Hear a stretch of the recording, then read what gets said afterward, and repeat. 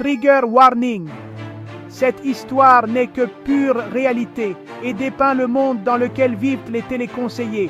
Si vous êtes un superviseur ou un RH convaincu de son utilité, fuyez. Dans un centre d'appel où le management règne en tyran, une journée a pris un tournant digne d'un film catastrophe, mais pour les mauvaises raisons. Moi, assistant plateau, et ma collègue, conseillère senior, étions là pour résoudre les problèmes de l'équipe, mais pas juste pour répondre aux clients mécontents ou gérer des appels standards. Nous étions les pompiers de service, ceux qu'on appelait quand tout partait en vrille.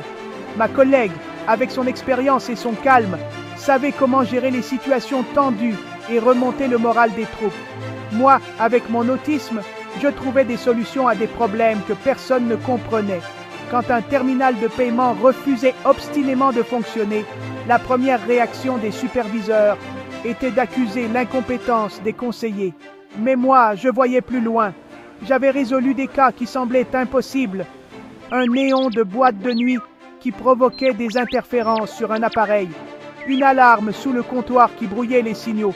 Un lecteur de code barre qui causait des bugs. Des problèmes invisibles pour les autres, mais logiques pour moi.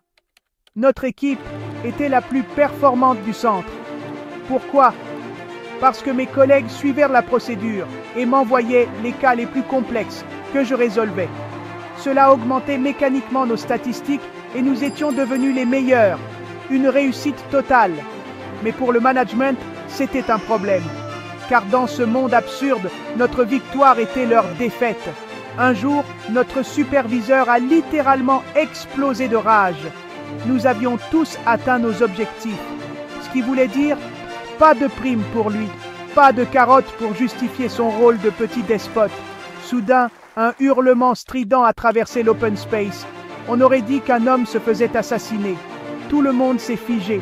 Puis, une agrafeuse a traversé la pièce et s'est empalée dans un mur en placo, manquant de peu un collègue.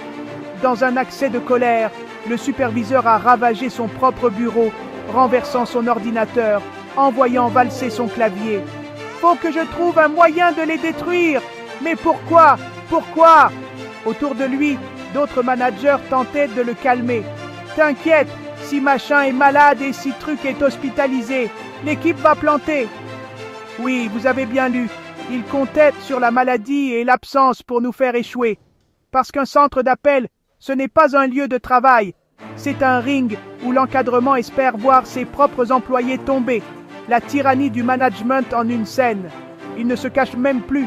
Ce ne sont pas nos erreurs qui les préoccupent, mais nos réussites. Car un bon manager, dans leur monde, n'est pas celui qui fait grandir son équipe. C'est celui qui sait l'écraser.